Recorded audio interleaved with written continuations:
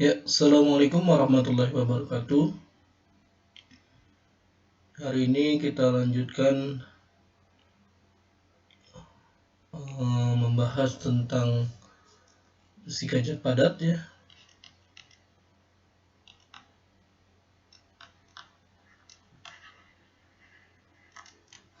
Khususnya untuk materi tentang semikonduktor. Ya. Semikonduktor nanti kita akan lihat bahwa berdasarkan definisi atau klasifikasinya, maka cara untuk memudahkan kita memahami tentang sifat semikonduktor melalui konduktivitas atau resistivitas dari bahannya sendiri. Ya, konduktivitas ditandai dengan sigma, sedangkan resistivitas ditandai dengan rho. Ya. Jadi, kalau kita misal melihat metal, ya, atau kita sebut sebagai konduktor, maka dia akan memiliki konduktivitas atau daya hantar sebesar 10⁻³ sampai 10⁻8 ohm 1 per ohm sentimeter ya. Sedangkan resistivitas di mana resistivitas itu sebanding dengan 1 per konduktivitas gitu ya. Maka nilainya itu adalah 10⁻⁻8 sampai 10⁻⁻³ ya, ohm per sentimeter. Ohm sentimeter ya berarti. Nah, kenapa dia menggunakan sentimeter? Karena dimensi yang kita ukur biasanya dalam skala sentimeter. Ya. Sedangkan insulator, dia adalah bahan yang tidak dapat menghantarkan listrik. Ya, bisa, tetapi pada kondisi yang ekstrim, misalnya tegangan yang cukup tinggi atau arus yang sangat besar. Ya.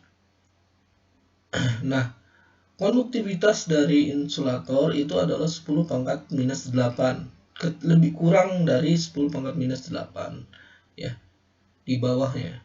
Sedangkan hambatan resistivitasnya atau hambatan jenisnya itu lebih besar dari 10⁻8. Jadi dia sangat menghambat sekali.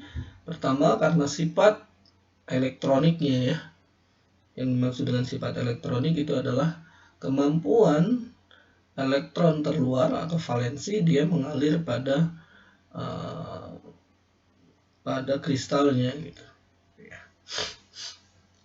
Nah, di antara kedua metal dan insulator seperti kita ketahui sudah ada semikonduktor. Dia memiliki resistivitas sebesar 10 di antara 10⁻⁻8 sampai 10⁻⁻3. Di sifatnya di antara ini. Di antara metal dan insulator gitu ya. Per ohm sentimeter ya. Atau konduktivitasnya itu resistivitasnya itu adalah mulai dari 10⁻⁻3 sampai 10⁻⁸ gitu. Ohm sentimeter. Nah, yang perlu kita pahami bahwa selain kita memahami perbedaan ini, ada lagi sebenarnya bahwa semikonduktor itu adalah material atau padatan solid di mana sifat listriknya electricity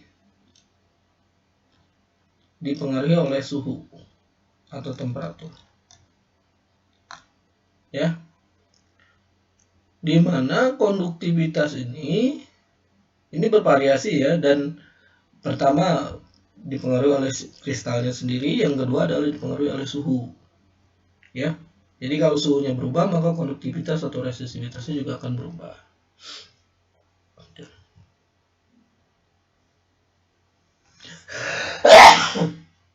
Namun ini bukan sebuah aturan yang rigid ya.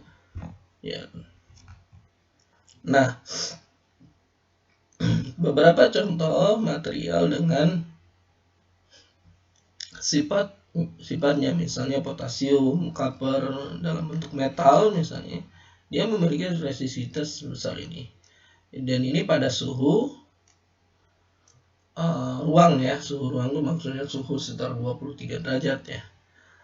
itu 10 pangkat minus 5 resistivitasnya, sedangkan pada suhu 4 Kelvin ya, pada suhu 4 Kelvin maka resistivitasnya menurun menjadi sebesar 10 pangkat minus 12.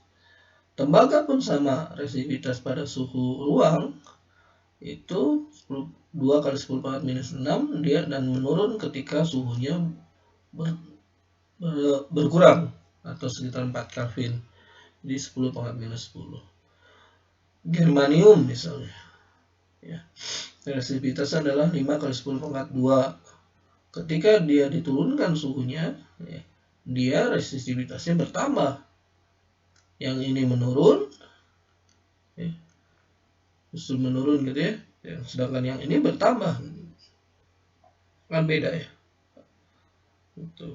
Sedangkan insulator misalnya seperti berlian, polimer ya, politetrafluoroetilen gitu ya, dia tetap insulator itu pada suhu ruang atau pada suhu di bawah rendah gitu ya, dia tetap ininya resistivitasnya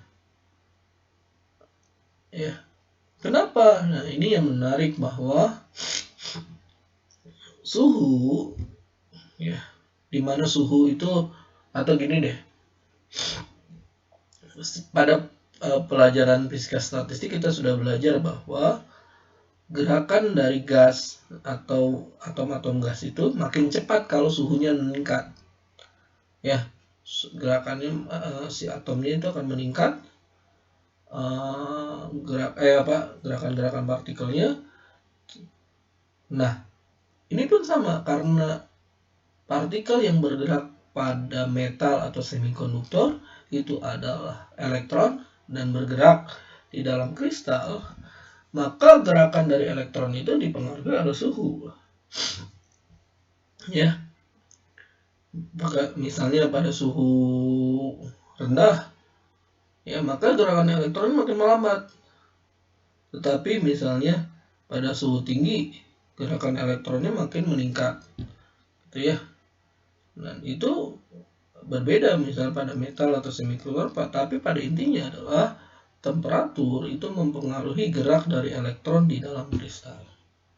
Sedangkan pada insulator, karena elektronnya terikat kuat, misalnya banyaknya adalah ikatan kovalen gitu ya, maka si elektron tersebut nanti tidak dipengaruhi oleh suhu, karena si elektron sendiri tidak bergerak, terikat kuat dia di ikatan-ikatan kovalen misalnya gitu ya. Maka perubahan temperatur tidak mengubah resistivitasnya gitu.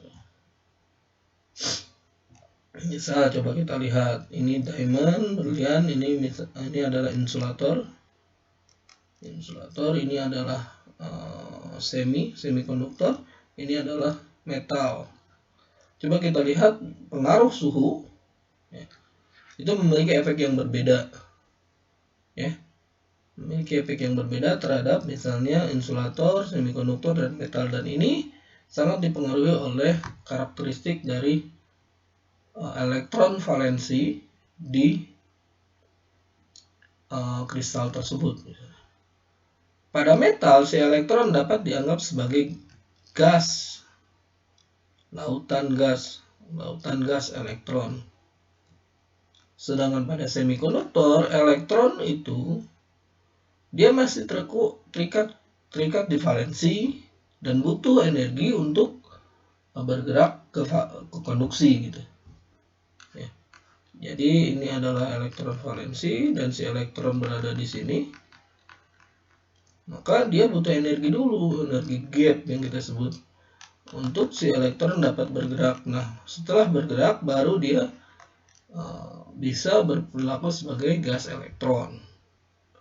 Gitu. Maka nanti karakteristiknya akan berbeda antara metal dengan semikonduktor.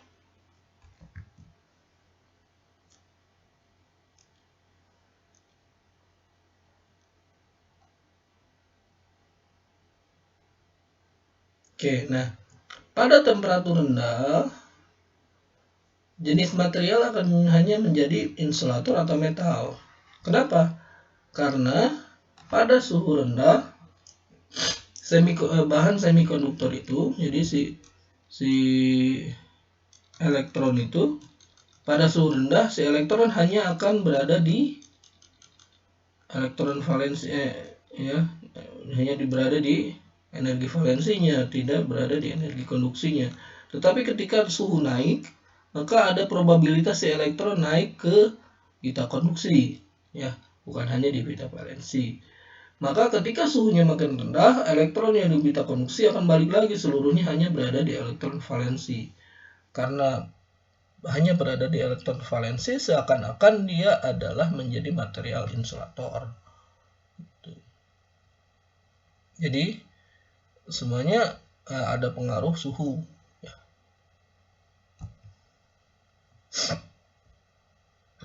Dan pada metal yang murni seperti tembaga, resistivitas meningkat seiring dengan peningkatan temperatur. Sedangkan pada semikonduktor justru resistivitas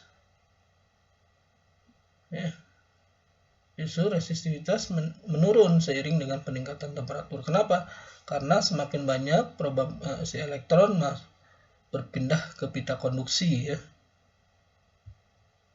Oke, contoh ini adalah konduktivitas. Jadi ini adalah konduktivitas. Ini daerah untuk insulator, semikonduktor, dan konduktor. Jadi misalnya gelas, nikel oksida, diamond, sulfur, quartz gitu ya, ini berada pada karakteristik insulator. Sedangkan germanium, silikon gitu ya, ini yang alamiah ya, intrinsik ya, kita sebut sebagai intrinsik, yaitu bahan alam yang memang sudah bersifat sebagai semikonduktor. Sedangkan bagian bawah, gallium arsenide, itu ada gallium phosphide, cadmium sulfide. Dia bukan bahan alam tetapi bahan sintetik ya, sintesis. Ya, walaupun sekarang ada lagi grafena, nanopartikel dan seterusnya, tapi intinya adalah konduktivitasnya berada pada daerah sini, maka kita sebut sebagai semikonduktor. Nah, pada daerah sini ya, kita sebut sebagai daerah metal. Ada silver, copper, aluminium, platinum, bismut gitu. Sedangkan pada daerah sini kita sebut sebagai semikonduktor atau semi-metal. Sedangkan yang atas adalah resistivitas ya, di mana resistivitas itu sebanding dengan 1 per konduktivitas. Ya, coba kita lihat bahwa ada banyak daerah atau rentang di mana besar konduktivitas. Jadi nanti ketika kita misalnya pemilihan bahan apa yang akan kita gunakan atau simulasi atau yang lainnya, maka kita perlu perhatikan konduktivitasnya. Kalau konduktivitas apa yang dibutuhkan, maka kita harus mengalter atau mengatur ya bahan apa yang kita perlukan. Nah, ini ya, lead sulfide, germanium. Sebenarnya ada lagi di sini tuh, ada karbon ya. Karbon ini apa? Grafit. Grafit itu masuk ke dalam semikonduktor, cuma energi gapnya itu dia sangat kecil, 0,05 elektron volt ya.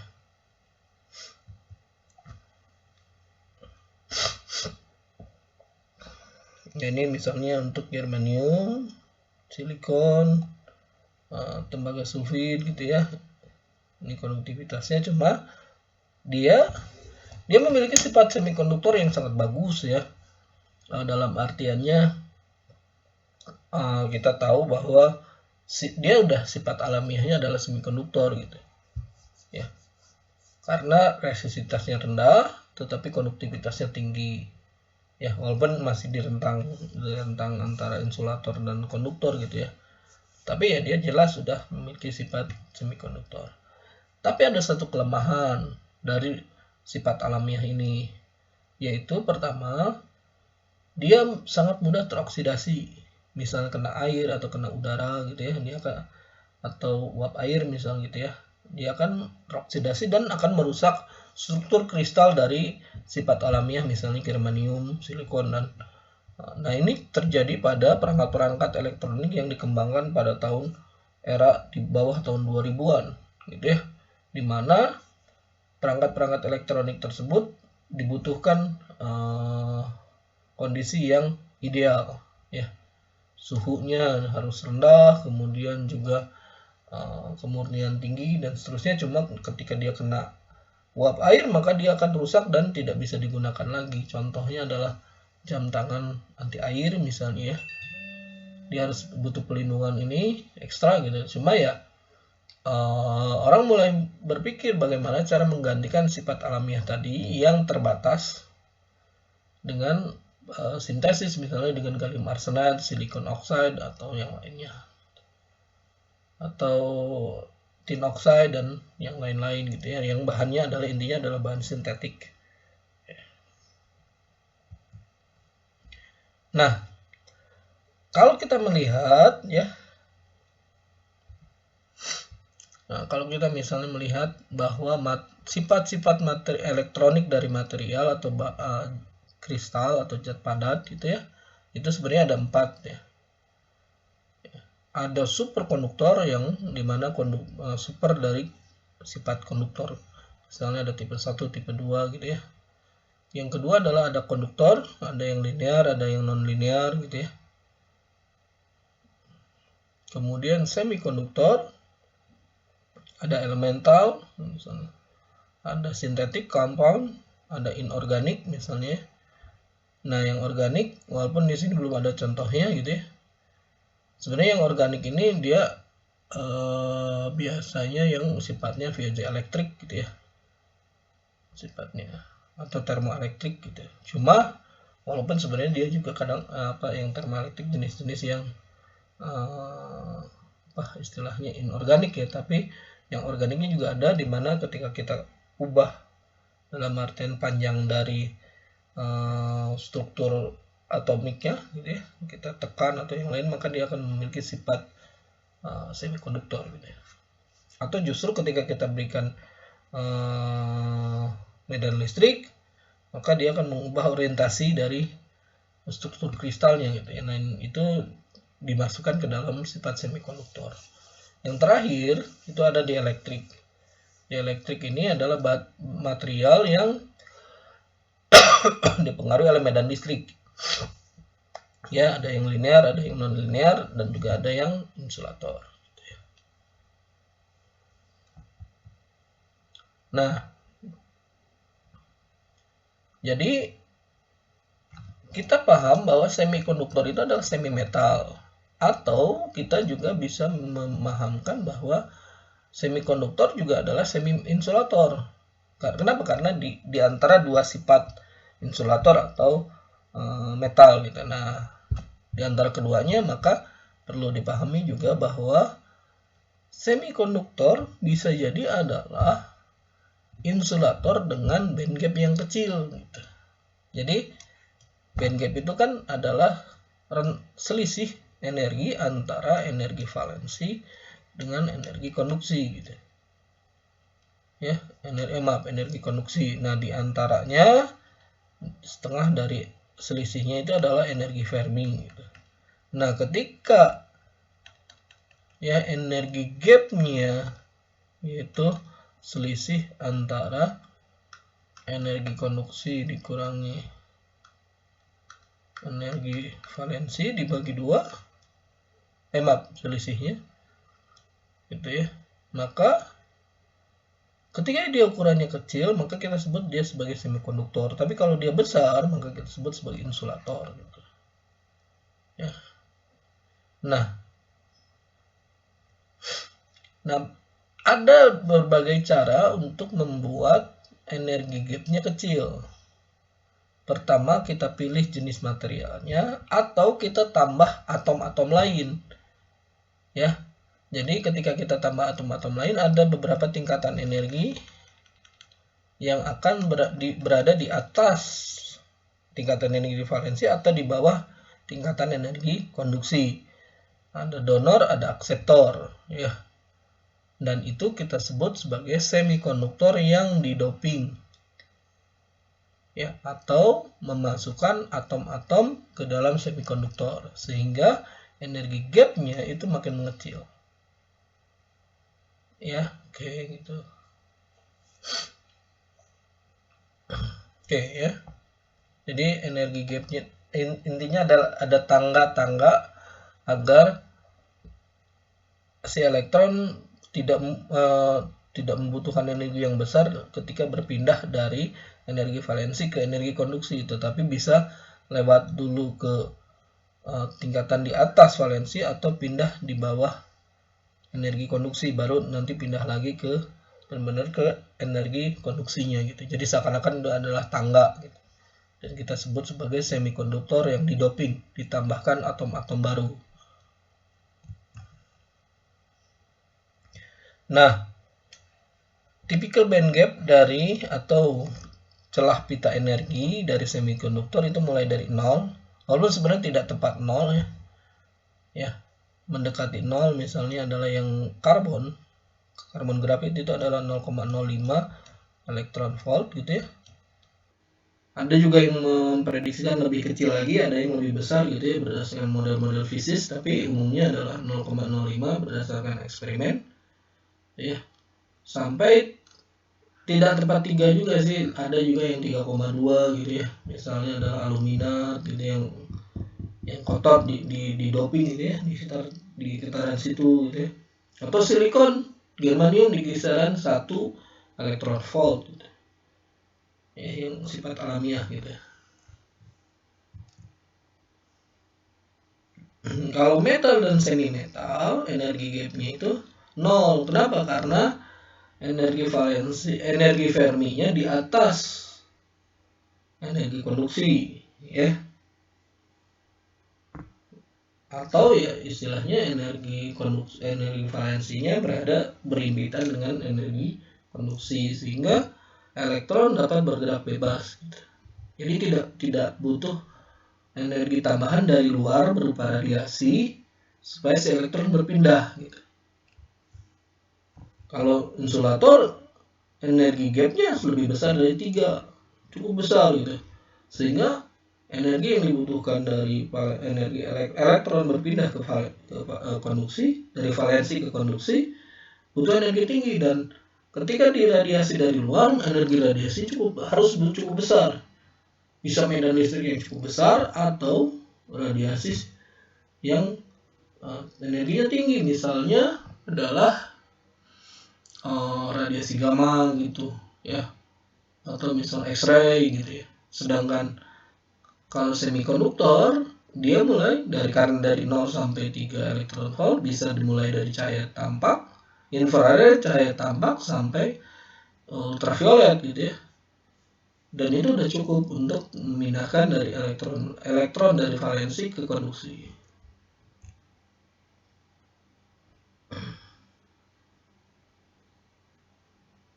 Nah, ini yang menarik bahwa berlian itu energi gapnya sekitar 6 elektron volt, tetapi 6 elektron volt berarti dia masuk ke kategori insulator. Tetapi ketika kita tambah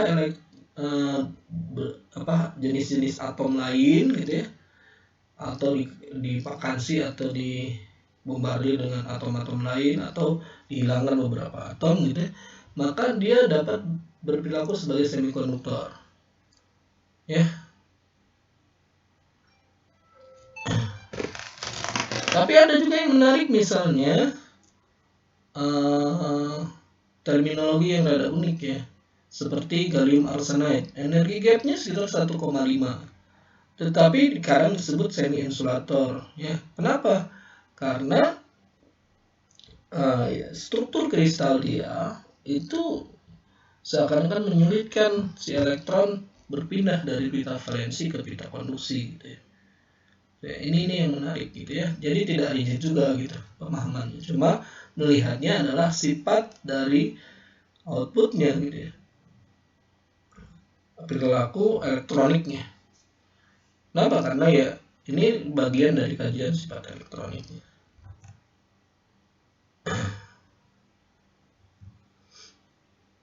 Nah, jadi sifat dari konduktivitas ini itu bergantung pada temperatur. Jadi sigma sebanding dengan eksponensial C pangkat T, di mana C ini adalah konstanta, sedangkan T ini adalah suhu dalam Kelvin, gitu ya. Selain itu, ini untuk material yang murni ya, jadi sifatnya yang murni. Sedangkan untuk material yang tidak murni, konduktivitas itu dipengaruhi oleh konsentrasi dari pengotor. Jadi atom-atom jenis lain, misalnya tadi ada silikon, ada germanium, tapi kita tambahkan dengan arsenide atau kita tambahkan dengan karbon. Oke. Jadi doping yang kita maksud dari sebagai pengotor, gitu ya, dalam artinya atom yang dimasukkan ke dalam kristal yang murni, gitu, sehingga dia akan mengubah struktur elektroniknya, yang secara umum juga akan mengubah konduktivitas. Selain itu juga konduktivitas listrik dapat berubah dengan adanya radiasi, misalnya radiasi cahaya atau radiasi elektron, atau dengan injeksi elektron pada kontaknya, ya. Nah, ini juga yang dimanfaatkan oleh sensor-sensor cahaya misalnya atau sensor radiasi dengan mengukur sifat konduktivitas listrik dari materialnya. Jadi misalnya adalah untuk pengukuran sensor cahaya atau sensor radiasi sinar gamma untuk kemoterapi, bukan kemoterapi, radioterapi, gitu ya. Jadi ketika untuk mengukur, maka dia ditembakkan ke atas permukaan CMOS, maka CMOS-nya atau semikonduktornya itu akan memiliki konduktivitas yang berbeda. Ya, atau misalnya kamera, jadi piksel-pikselnya itu terdiri dari semikonduktor yang ketika kena radiasi cahaya, gitu ya, maka dia akan mengubahnya dalam bentuk konduktivitas yang berubah, atau adanya tingkatan energi yang tereksitasi misalnya, gitu. Dan itu yang dideteksi oleh piksel kamera, gitu. Jadi doping itu dapat diartikan sebagai tambahan pengotor untuk mengubah konduktivitas, gitu. Nah, atau konduktivitas akhirnya adalah konduktivitas awal pada saat murni ditambah konduktivitas karena pengotor, misalnya adalah kita sebut sebagai impurity atau pengotor, gitu ya. Jadi nanti konduktivitasnya itu berubah karena adanya tambahan konduktivitas karena pengotor.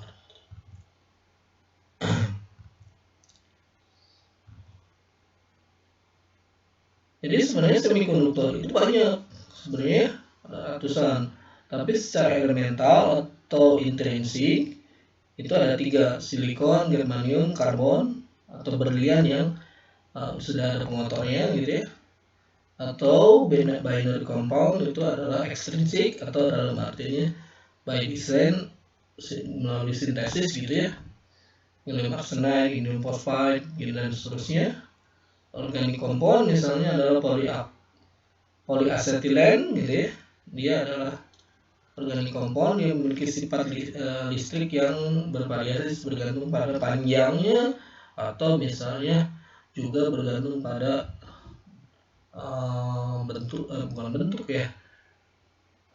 rantainya, bentuk rantai ya. Ada juga magnetic semikonduktor, gitu ya. Ada ferroelektrik, ada superkonduktor, gitu ya, disebut sebagai high tissue material, gitu ya. Kalau di Indonesia ahlinya high tissue material adalah Prof. Heru Rijal dari ITB, ya. Beliau adalah ahlinya dalam bidang high tissue material. Nah, jika kita melihat dari komposisi kimiawi, kita akan melihat bahwa tipe grupnya itu adalah 2A ya, 2B, 3A, 4A sampai 6A gitu ya, grup ini ya. Walaupun tidak membatasi bahwa grup 1A juga bisa berfungsi sebagai pengotor. Walaupun sebenarnya untuk grup litium natrium ini umumnya digunakan sebagai baterai gitu ya. Walaupun di dalam struktur semikonduktor gitu atau dalam struktur insulator. Ya. Misal magnesium oxide gitu ya. Atau misalnya yang murni kan di sini nih. Karbon, silikon, germanium. Nah, sintesisnya itu adalah boron nitrit, aluminium oxide, gallium phosphide, gallium arsenide gitu ya. Ya, jadi misalnya ini gallium arsenide, indium antimony gitu, tellurium arsenide misalnya, tellurium phosphide, aluminium arsenide gitu ya. Walaupun sebenarnya lebih banyak yang berdekatan gitu ya. Boron fosfat, boron nitrit, gitu, didoping lagi dengan oxide, gitu, boron nitrit oxide, gitu ya. Ya, sekarang yang paling banyak yang sedang menarik yang magnetik semikonduktor itu sebenarnya di daerah sini ada besi nitrit. Ini magnetik, ya. Magnetiknya sangat kuat, ya. Cuma dia mudah oksidasi. Ya. Cuma dia sebenarnya bukan masuk semikonduktor secara tepat.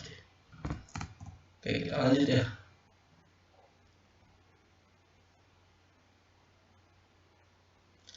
Nah, pada daerah sini sebenarnya bisa dia menjadi semikonduktor kalau misalnya didoping. Ya. Nah, sedangkan semikonduktor yang secara umum jadi paling utama lah ya, itu adalah BCNO, Al, silikon, fosfor, sulfur, gallium, germanium, arsenide, selenium, indium, tin itu adalah timah putih, Sb itu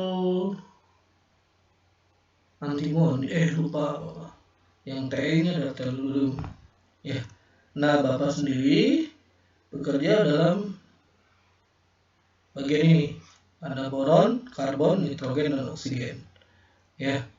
Alasannya sederhana, ini melimpah di alam ya. Walaupun kadang bekerja dalam bidang Al dan tin putih ya, maksudnya dia oksidanya atau yang lainnya. Oke.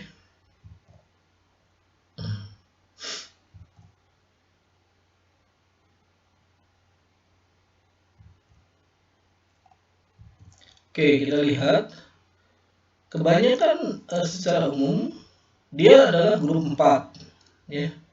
Bagian silikon, germanium, kemudian ini Sn itu adalah tin putih atau tin abu-abu gitu ya. Atau misalnya gabungan antara 4 dengan 4 silikon karbide misalnya ini, dan dia akan membentuk struktur yang secara umum dia adalah zinc blende ya. Jadi dia akan memiliki struktur zinc blende. Kenapa? Karena dia adalah grup 4 ya. Silikon, karbon, germanium. Kalau karbon sendiri allotropnya banyak ya. Mulai dari grafena, kemudian grafit, kemudian juga berlian gitu ya, sampai fluoren. Nah, misalnya grup 3 dengan grup 5 berikatan membentuk aluminium arsenide, aluminium antimoni kalau nggak salah, boron nitrit, gallium arsenide. Nah, Bapak di sini ya, boron nitrit gitu. Nah, dia adalah struktur zinc blende. Ya, sedangkan kalau misalnya 2 dengan 6, 4 dengan 4 gitu ya, dia akan membentuk quartzite. Apa bedanya? zinc blende dengan wurtzite. Nah, silakan coba cari perbedaan antara zinc blende dengan wurtzite.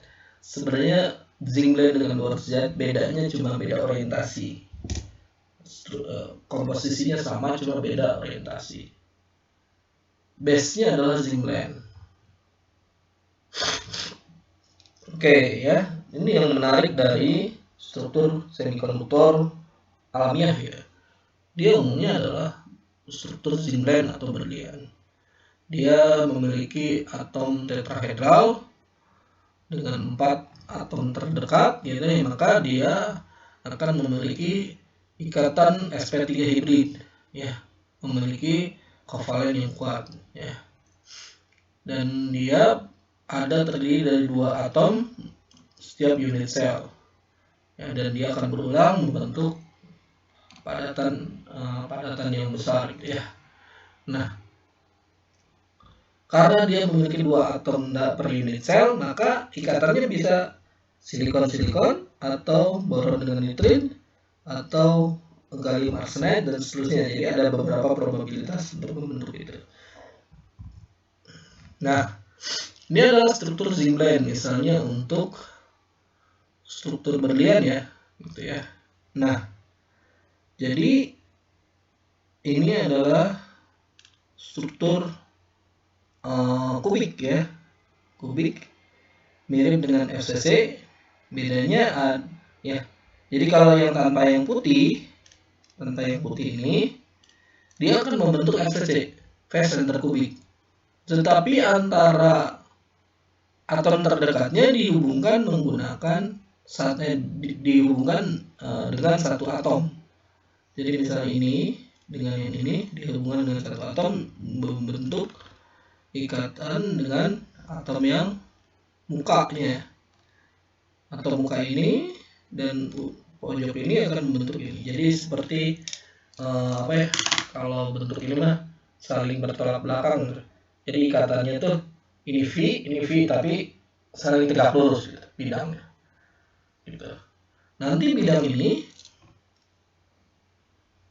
berikatan, nah ini juga sama, dia akan berikatan lagi dengan titik atom yang putih ini dan berikatan dengan ini. Jadi pada akhirnya dia akan membentuk seakan-akan 2 bidang yang saling berpotongan. Nah, itulah kenapa zinc blende ini secara umum memiliki struktur yang sangat kuat, terutama untuk berlian, ya. Struktur berlian. Jadi kalau atomnya adalah atom karbon, seluruhnya atom karbon, maka dia akan menjadi berlian.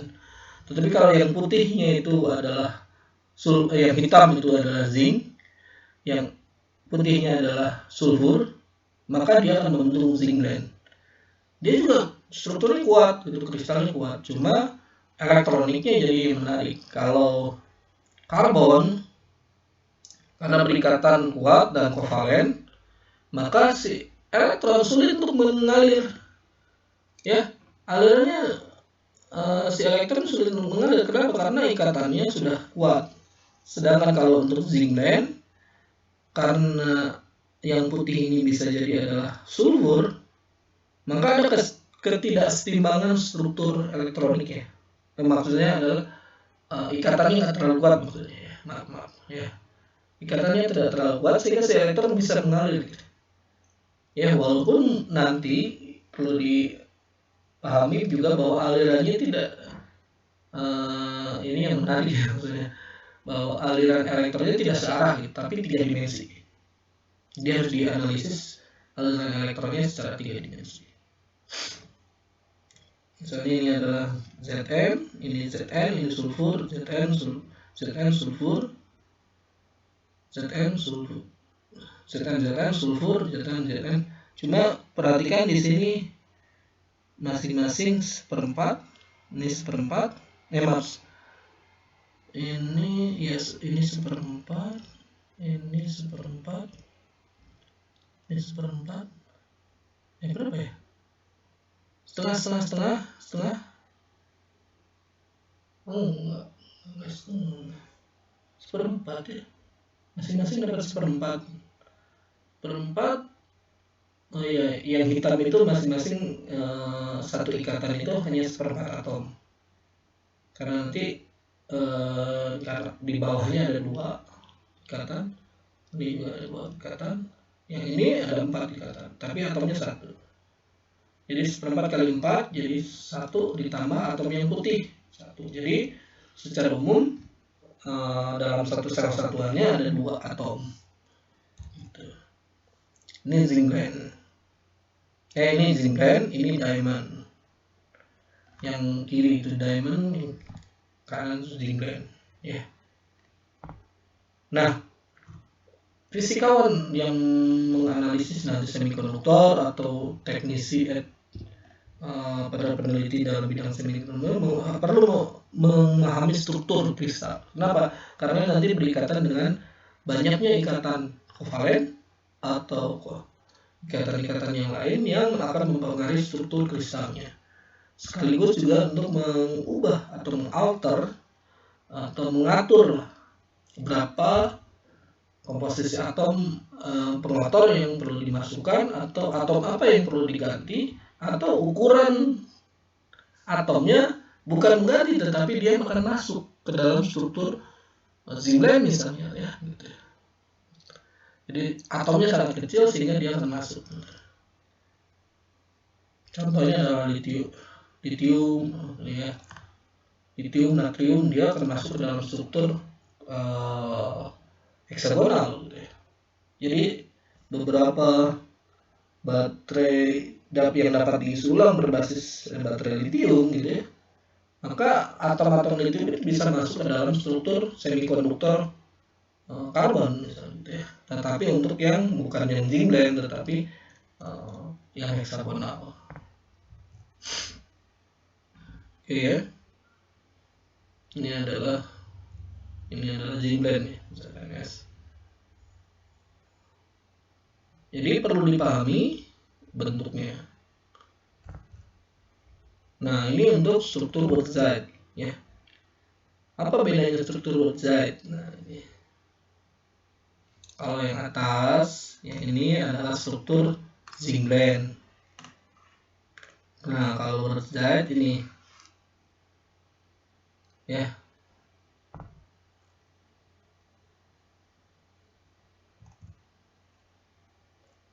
Oke.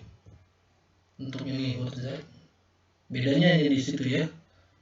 Itu cara menganalisisnya juga ini. Secara umum sama, hampir mirip, cuma bedanya adalah di penempatan atomnya. Nah, ini adalah beberapa lattice konstan atau jari-jari dari kubiknya. Germanium, silikon gitu ya, sampai tembaga PBTE gitu ya.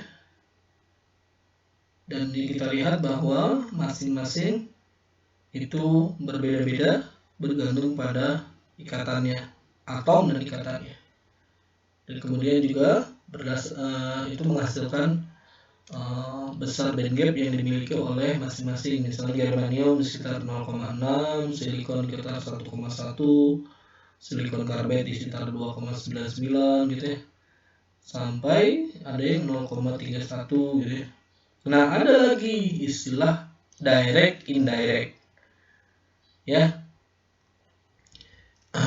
Jadi kan kita pahami secara awal struktur paling mudah ya, bahwa elektron itu berada di valensi dan berada di konduksi. Nah, sebenarnya secara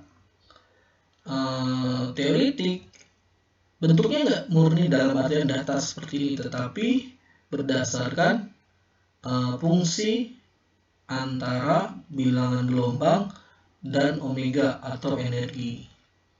Bentuknya ya ada yang direct ya, di mana energi tertinggi dari energi valensi atau pita valensi itu sejajar dengan energi dari pita konduksi. Jadi sejajar. Itu ya. Sumbu Y-nya sama. Oke.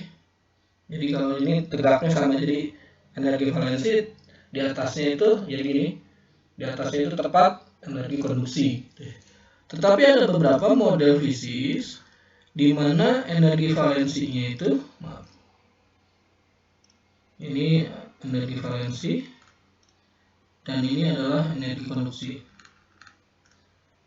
Bagian bawah ini. Jadi ini adalah energi valensi, ini energi konduksi. Jadi secara umum tingkatan energi gapnya sama.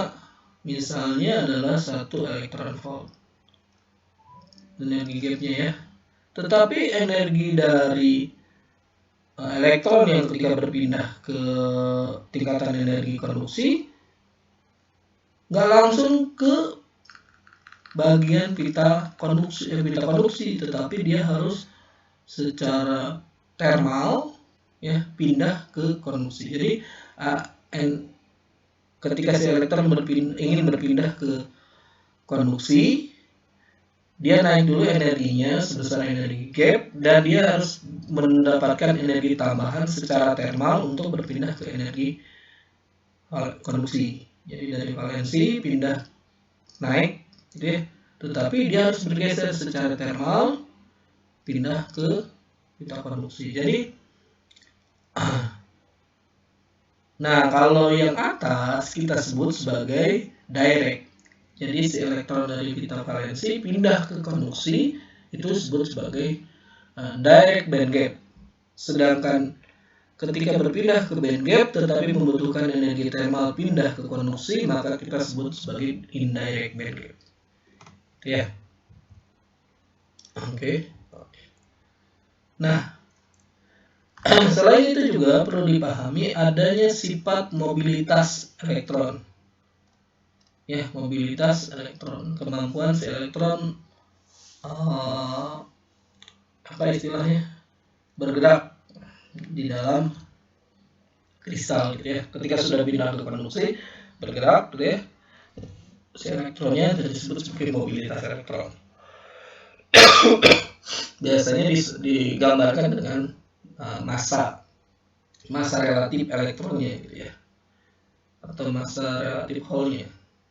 Nah, dan kemudian ada istilahnya adalah konstanta dielektrik. Dan coba perhatikan bahwa mobilitas elektron juga bervariasi bergantung pada jenisnya. Germanium, silikon gitu ya. Dibandingkan dengan silikon karbon jelas berbeda gitu. Tapi gallium arsenide mobilitas elektronnya itu sangat besar, tetapi hole-nya yang P ini negatif, ya ini positif. Mu N itu berarti ini adalah elektron, mu P ini adalah hole gitu ya. Maka dia berbeda coba. Bahkan indium SB, IN SB coba 80.000 ini, tapi mobilitas hole-nya itu adalah 1250.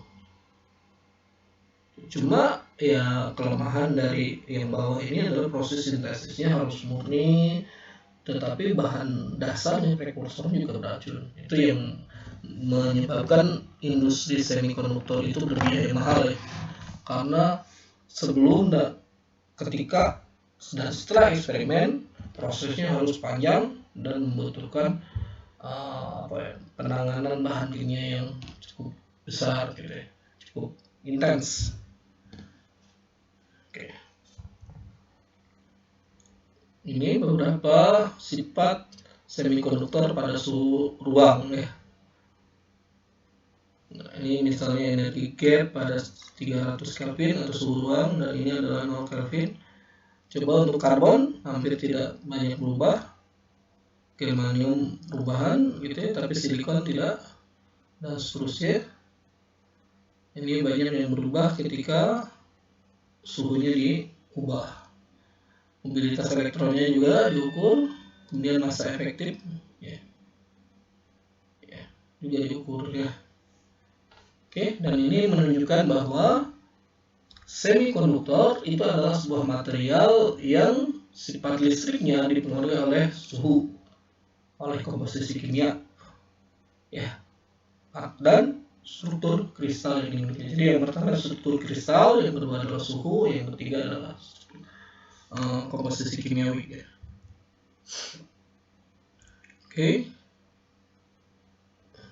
Ini adalah jenis beberapa semikonduktor dengan lattice konstannya. Ini adalah diamond, silicon carbide ini adalah wurtzite, kemudian AS, ALP, ALSB gitu ya. Dia adalah zinc blende, walaupun gallium nitride ini dia adalah wurtzite. Dan ini harus kita pahami, dan kita akan tahu bahwa kalau ini adalah kubik hasil akhirnya gitu ya, bentuk akhirnya. Tapi kalau silicon carbide beda, ini A dan C nya berbeda gitu ya. Nah, silicon carbide itu dia sebenarnya semikonduktor, tapi banyak sekarang digunakan sebagai amplas karena dia apa istilahnya tuh, tingkat kekuatannya cukup besar dan bentuknya yang unik. Dia bentuknya tidak seperti kotak gitu karena dia sifatnya adalah strukturnya wurtzite, tapi sifat listriknya rendah sih sebenarnya. Jadi dia banyak diaplikasikan untuk amplas gitu atau yang lainnya. Ini sifat listrik, sifat atom, dan seterusnya. Mohon dipelajari, walaupun sebenarnya dia ada hitung-hitungannya, tapi coba dipelajari dulu, intinya dihafal untuk melihat perbedaan antara sifat-sifat yang dimiliki oleh jenis ini. Ini sebagai pengetahuan umum ya. Oke, sekian kuliah kita hari ini, semoga bermanfaat ya. Assalamualaikum warahmatullahi wabarakatuh.